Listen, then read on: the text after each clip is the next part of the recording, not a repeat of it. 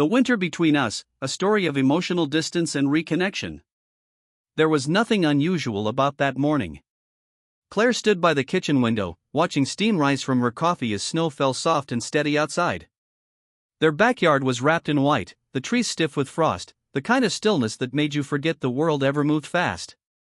The radio played something slow, old, Ben, like those old country tracks, the ones where men sang like they had gravel in their throats.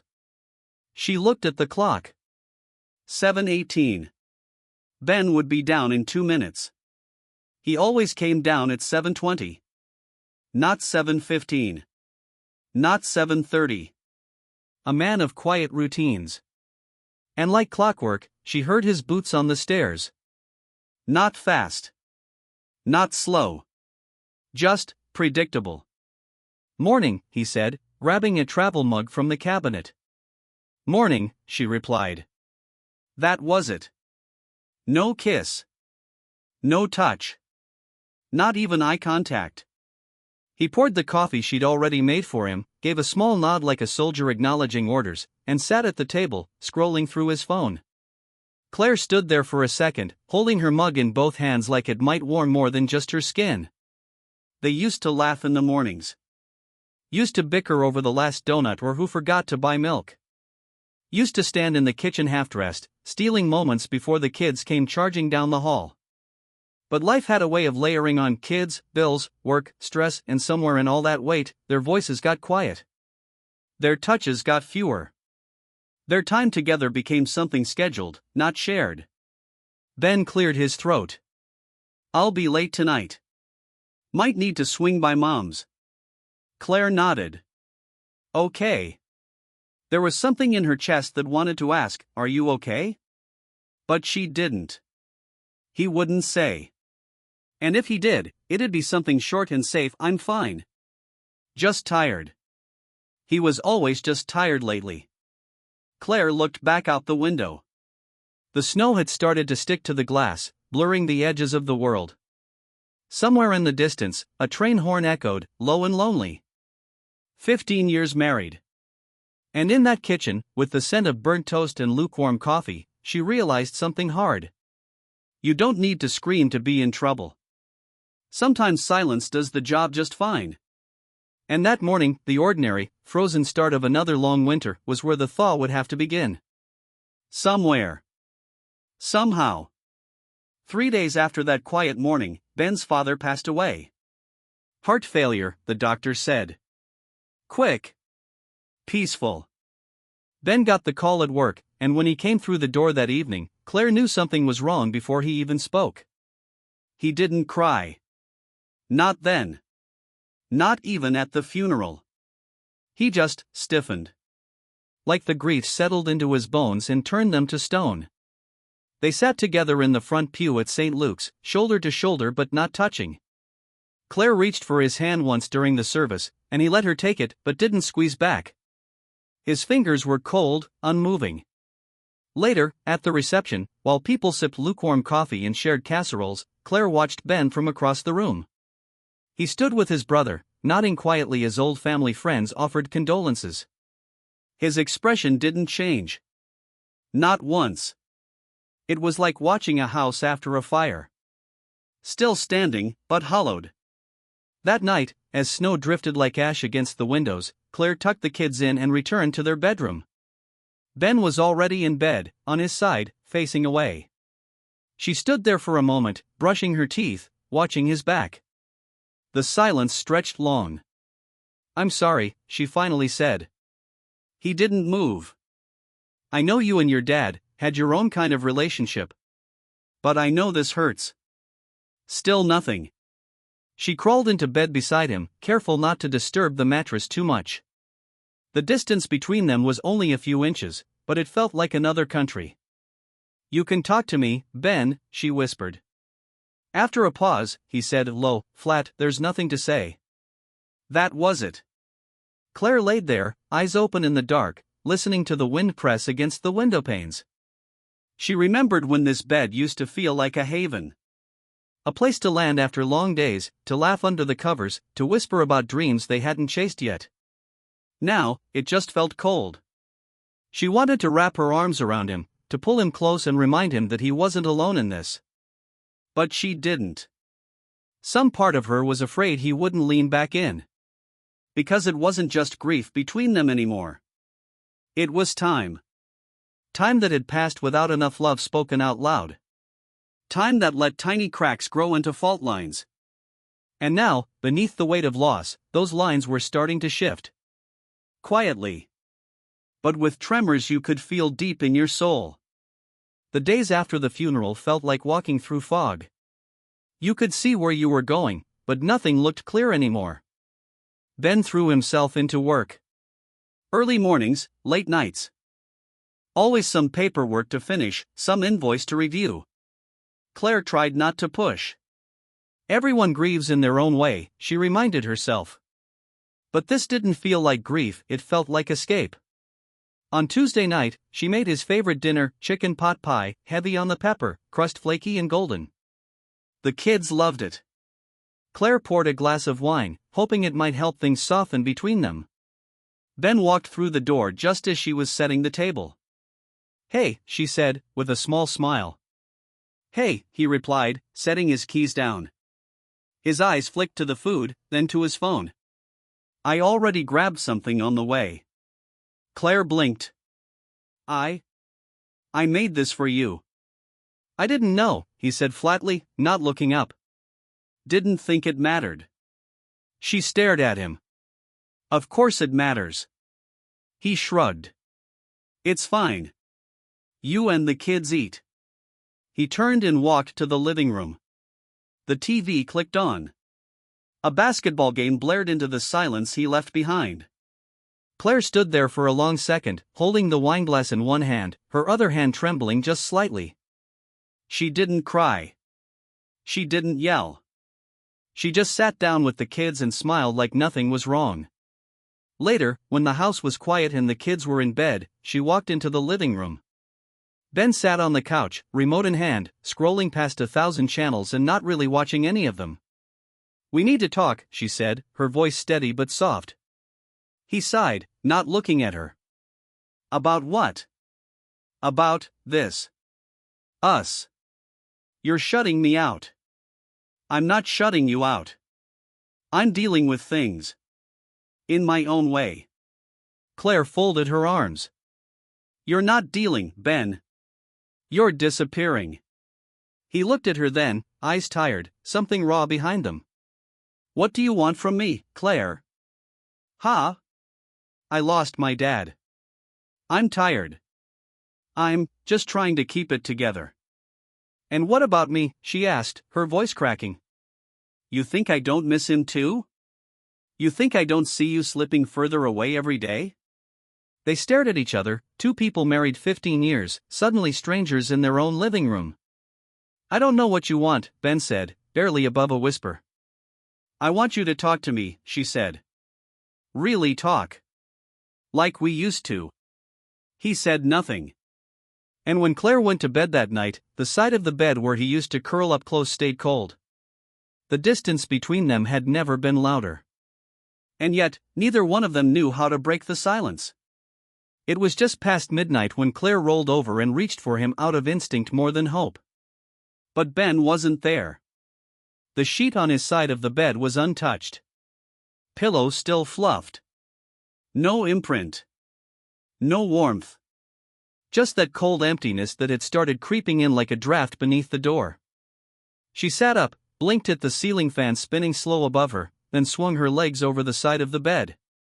The hallway was dark, save for the dull blue light of the television flickering from downstairs. Ben was on the couch, same as the night before.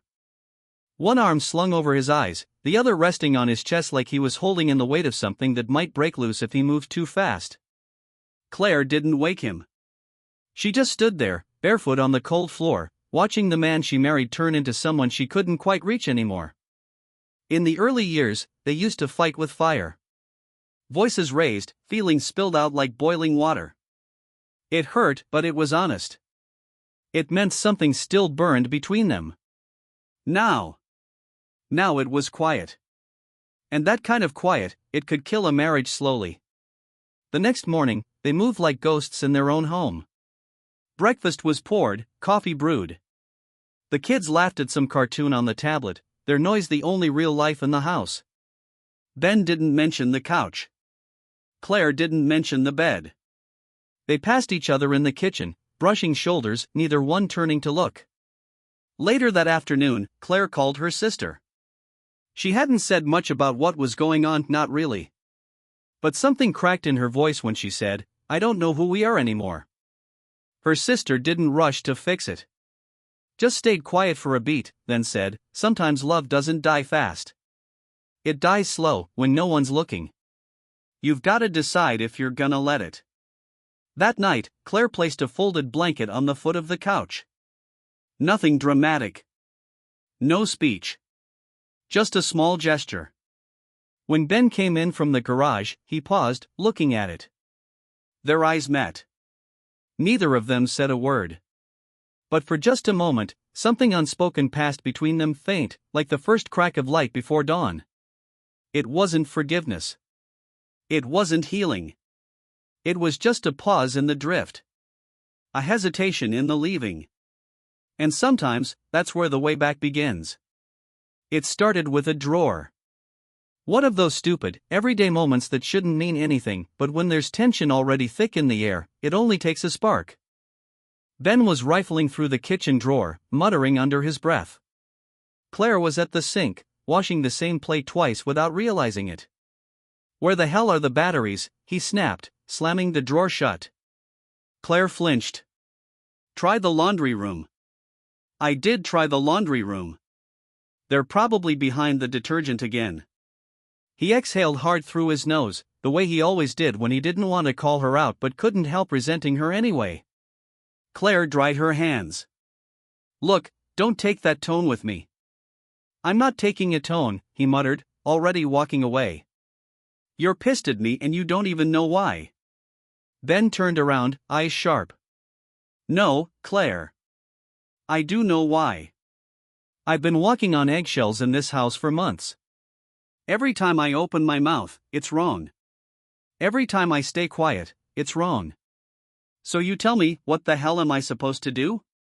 Claire stepped forward, her voice rising. "You're supposed to show up, Ben.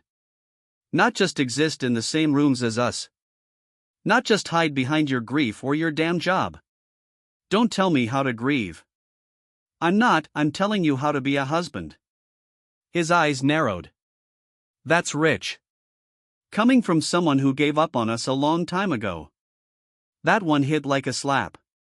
Claire's face hardened. "You really believe that?" "I don't know what I believe anymore," he said, quieter now, but still sharp-edged. "All I know is this house feels like a cage. And I can't breathe in it." Something inside her snapped. "Then go," she yelled, pointing toward the door. "If it's so damn suffocating here, go." Ben stared at her, jaw clenched, chest heaving. But he didn't move. Neither of them did. The silence that followed was brutal. No more words. Just the sound of their own breathing, raw and heavy in the thick air of the kitchen. Claire turned away first, her eyes burning. She didn't cry in front of him. She wouldn't give him that. But later, alone in the bathroom with the door locked, she leaned against the sink and let the tears fall. They had said things that couldn't be unsaid. Crossed a line that had always been there, but never dared touched. And once that line breaks, things don't go back to normal. Not without something else breaking first. Maybe pride. Maybe silence. Maybe the part of you that keeps pretending you're not already broken. Claire didn't sleep that night. She lay awake, staring at the ceiling, counting the cracks in the plaster like they might explain the ones in her marriage. The house was dead quiet. Even the wind outside had settled.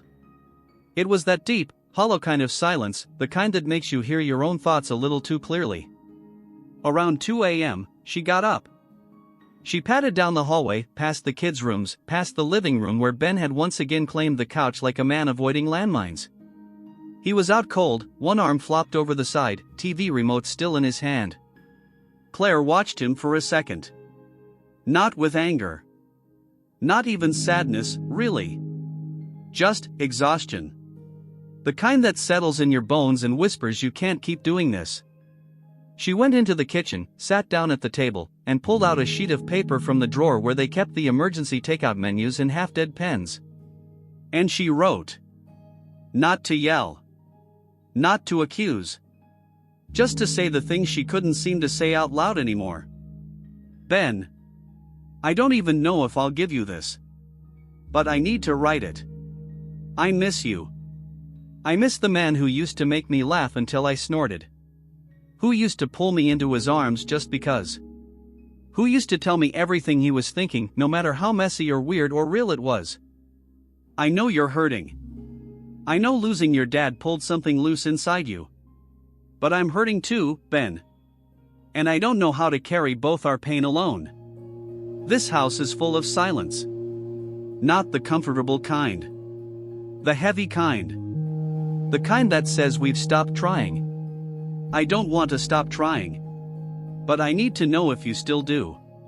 Because love doesn't just die in explosions. Sometimes it dies in all the things we don't say. So here I am. Saying it. I still love you. But I'm scared we're forgetting how to find each other.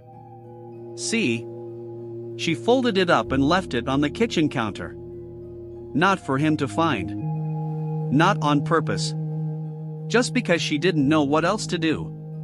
She went back to bed and finally fell asleep with tear-stained cheeks and her body curled tight like she was bracing for impact. And in the early gray light of morning, Ben walked into the kitchen, reaching for coffee. And saw the folded note with his name written in her handwriting. He paused. Stared at it. Then slowly, he picked it up. The letter stayed in Ben's pocket all day. He read it once slowly, carefully, standing barefoot in the kitchen while the coffee went cold behind him. And then he folded it back up, slid it into his jacket, and carried it like it weighed 10 pounds. Because it did. At work, he couldn't focus. Numbers blurred. Emails sat unanswered. Every time he tried to concentrate, Claire's words echoed through him. I still love you. But I'm scared we're forgetting how to find each other. He'd built a wall inside himself. Brick by brick. Loss. Guilt. Pride. Silence. It had felt safer to keep everything in, to not risk saying the wrong thing. But that letter, it cracked something. That night, instead of heading straight home, Ben took the long way, driving aimlessly through town, windows fogged, hands gripping the wheel like it might anchor him. The snow was starting again, gentle flakes turning the streets into rivers of white. He passed their old diner. The one with the chipped red booths and jukebox in the corner. He pulled in on instinct. They hadn't been there in years. Inside, the place looked the same, like time had skipped it. The waitress behind the counter gave a tired smile, recognizing him but not asking questions. Ben ordered coffee and sat in their old booth. He pulled the letter out again. Read it twice. Underlined parts in his head like they were scripture. Claire had been holding the line for both of them. Trying. Waiting. And he'd been stuck inside himself, angry at the world for hurting him, too afraid to say the one thing that really mattered. I miss you too, he whispered. He looked out the window, snow soft against the glass. The street lamps made everything glow with that strange, quiet kind of beauty winter sometimes has. The kind that makes you feel small, but not alone. When he finally walked back through their front door, the house was quiet. Claire was already upstairs. Ben stood in the hallway for a long second, then climbed the steps, slow and steady. He didn't go to the couch. Didn't make excuses. He opened their bedroom door. Claire looked up, startled. She was reading in bed, glasses low on her nose. Ben walked in, eyes full of something raw, real. He sat on the edge of the bed. I read it, he said. She didn't say anything, just watched him. I don't know how to fix this, he said, voice rough. But I don't want to keep breaking it. Her eyes softened, just slightly. You want to try? She asked. He nodded. I want to remember how to find you. Claire reached out, slowly. Ben took her hand. And for the first time in a long time, they didn't feel so far apart. The first real thaw didn't happen outside, it happened in the kitchen. Claire was standing at the stove on a Sunday morning, wearing that faded sweatshirt Ben always used to tease her about. The kids were still asleep. Outside, the snow had started to melt in patches, revealing soggy patches of earth and the first hint of grass. Winter wasn't done yet, but it was loosening its grip. Ben came in quietly, rubbing the sleep from his eyes. "Smells good," he said. She glanced over. "It's just eggs." "Still smells good." That might have been the first smile she gave him in weeks. Small, but real. They sat down together. No distractions. No phones. Just two people trying to remember how to talk again. They didn't force it. Didn't rehash every fight. They just talked. About the kids. About Claire's work. About how Ben used to hate eggs as a kid because his brother always stole the yolks. And in that slow, gentle rhythm, something started to shift. A softness. A return. That afternoon, they took the kids sledding. Ben packed the thermos with cocoa like he used to. Claire laughed when he fell trying to race their daughter down the hill. He laughed too, real and loud, the way she hadn't heard in months. It wasn't perfect. The hurt was still there. The memory of the fights, the cold nights, the silence, they didn't just vanish. Healing doesn't erase the past. It threads it into something new. But there was a moment, right as the sun broke through the clouds, when Ben looked over at Claire, cheeks red from the cold, her eyes crinkling as she smiled at their son's wild descent down the hill, and he felt something he hadn't felt in a long time. Hope. Not the loud, dramatic kind. Not the movie scene reconciliation. Just the quiet knowing, we're still in this. We still matter. That night, back home, Ben crawled into bed beside her, not out of habit, but out of choice. He wrapped an arm around her waist, and she leaned into him without hesitation. No apology. No big speech. Just warmth. Real warmth. And in that silent closeness, Claire whispered, "Feels like spring." Ben kissed the top of her head. Inside, at least. The world outside would still be cold for a while. But between them? The ice had started to melt. And that was enough to begin again.